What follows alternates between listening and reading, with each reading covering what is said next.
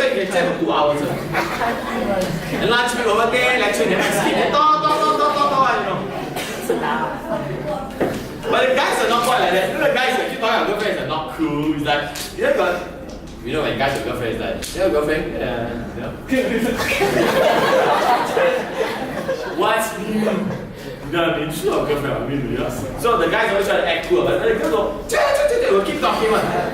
In fact, when you stop talking, right, then your parents will say, hey, what happened to your relationship with this friend of yours? I seldom hear you talking about him. So it's actually quite easy to tell, right, whether for a girl, you are still liking the person or for yourself, you're very tired of the person, just by how much you talk about the person.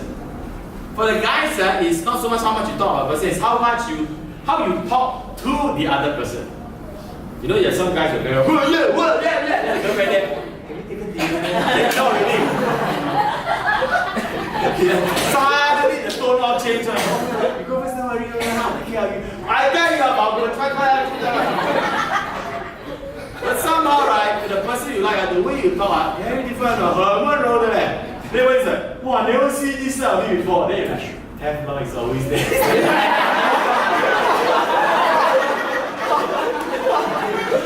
It's so not that person, right? You see, my friends, I can tell how close you are with God, right? Just by looking at how you talk to God and how you talk about God. I can tell how close you are with God. Because when you are very close to God, right, you talk about God with your eyes.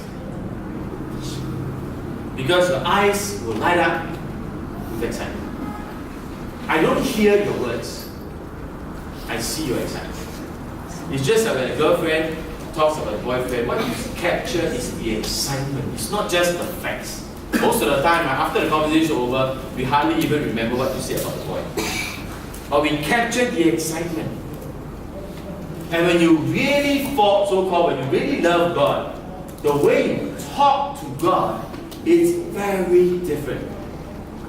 There's a sense of authenticity, realness in the way you speak.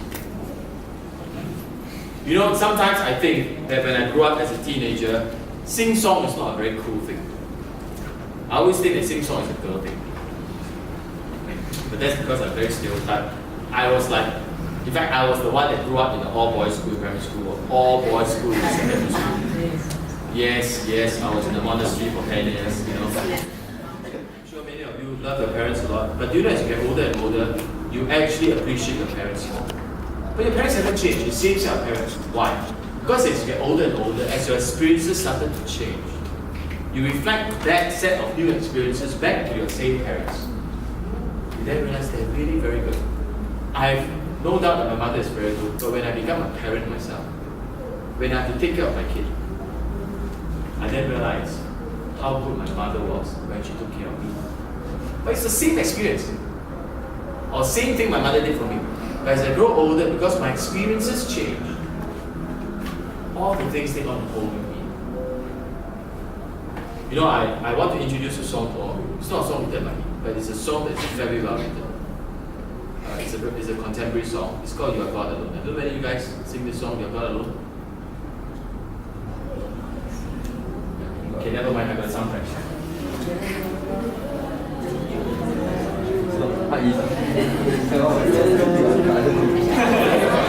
That's all you want to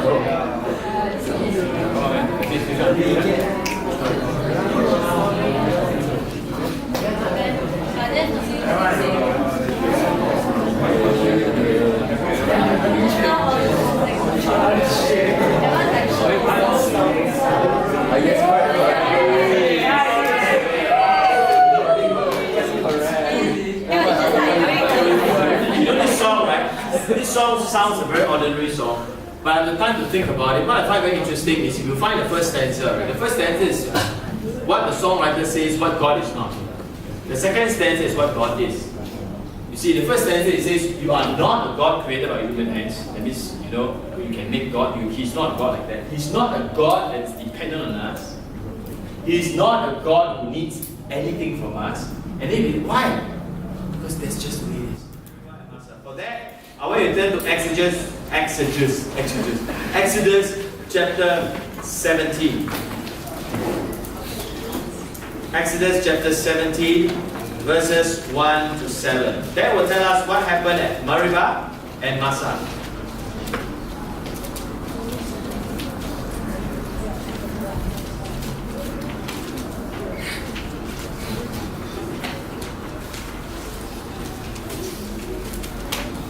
Exodus chapter 17, the whole Israelite community set out from the desert of Sin, traveling from place to place as the Lord commanded. They camped at Rephidim, but there was no water for the people to drink. And so they quarreled with Moses and said, "Give us water to drink." Moses replied, "Why do you quarrel with me? Why do you put the Lord to the test?" But the people were thirsty for water there, and they grumbled against Moses. And they said, "Why did you bring us up out of Egypt to make us and our children and livestock die of thirst?" Then Moses cried out to the Lord, "What am I to do with these people? They are almost ready to stone me." The Lord answered Moses, "Walk on ahead of the people. Take with you some of the elders of Israel. Take in your hand the staff with which you struck the Nile, and go. I will stand there before you by the rock at Horeb. Strike the rock, and water will come out of it for the people to drink." So Moses did this in the sight of the elders of Israel, and he called the place Massah, which means testing, and Meribah, which means quarreling. Because the Israelites quarreled, and because they tested the Lord, saying, "Is the Lord among us or not?"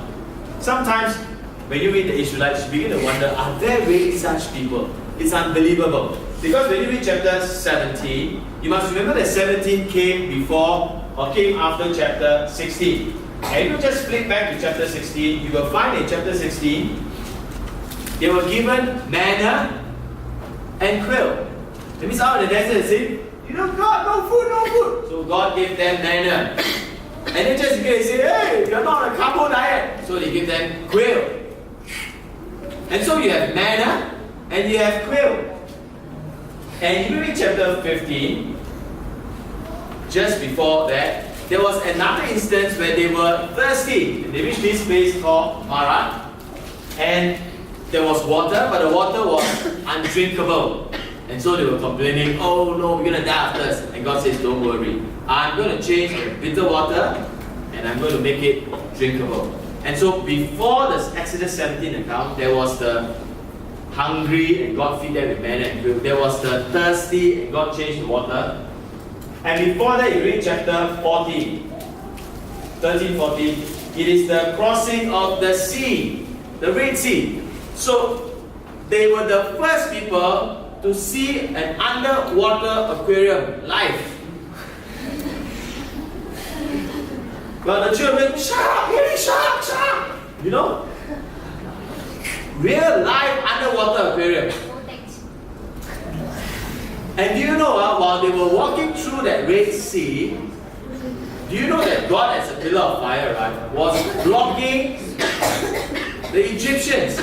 Because you'll be wondering, if the Egyptians are on horses and chariots, and these guys are on foot, they will sure overtake them. And certainly they will almost overtake them. But God actually blockaged their advance with darkness. So they had to wait for the darkness to pass out before they could advance. By which time the Israelites had already crossed the Red Sea. So while they were crossing, they looked back. They look sideways, they see shark and stingray and all that. But they look back, right? They will see this pillar of fire, right, blocking the Egyptian army. And that is after seeing 10 plagues. Can you believe a group of people, after they have seen all these things, they have seen the plagues, they have experienced the crossing of the Red Sea, they have been fed, they have been quenched, and then they say, "Oh God, you never give me water to drink, good diet." And I tell Moses, "We are going to stone you." Moses is like, "Hello, give me a break." If you count the number of miracles they see, the 10 plagues, you count them as one each, there's 10. If you count the crossing of the sea, that's 1. If you see the pillar of fire as another one, that's 12. You see the manna as 1, the quail as 1, you see the water as 1. There were at least 15 encounters. And these are all not just normal encounters, it's drama one. More dramatic than your Korean drama. It's super drama mama kind. The kind. encountered before?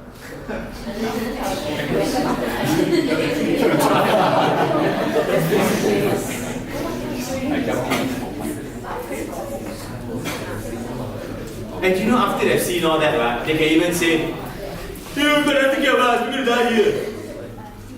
You see, that is the greatest problem.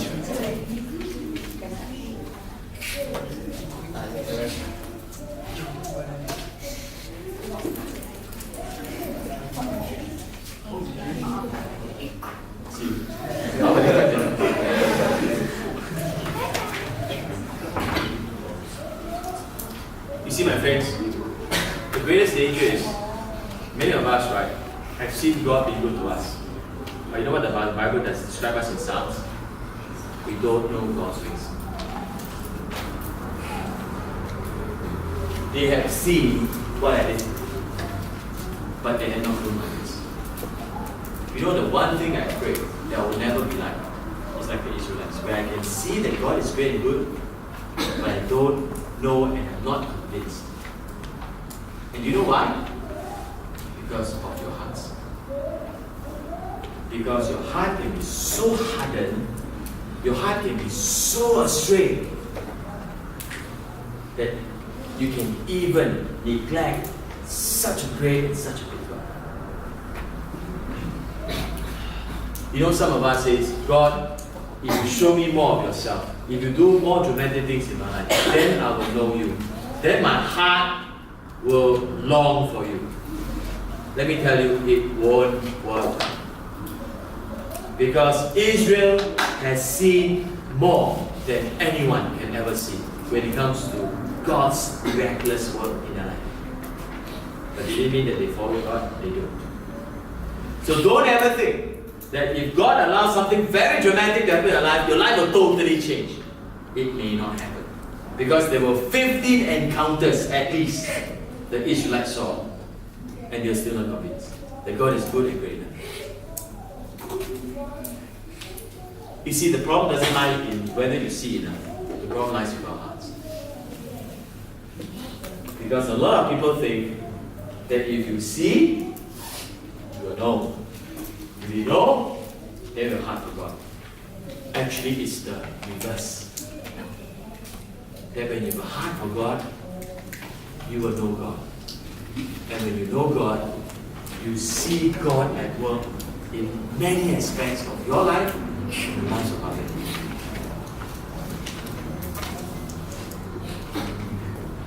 Is it auto off? Is it time for me to quit?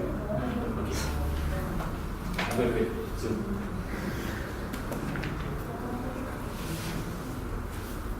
My friends, if there's one thing you must learn to guide your hearts. Because once your hearts are hardened, no matter what you see, it will make a difference. And your hearts can be hardened because your hearts can be so distracted. Because the heart can go astray. So distracted by all the other things you're interested in. And when your heart is in a condition, you can't see and you can't know. The solution doesn't lie in seeing more. The solution lies in having your heart be warm again. That is why, even though when I join in some of the same spiritual life, I allow my heart to be open to the lyrics of songs. I allow my heart to be open to the speaker who speaks. Because my fear is if I shut it off, my heart will slowly harden. And once my heart hardens, I cannot see anymore. Because God can be very dramatic, but it means nothing to me.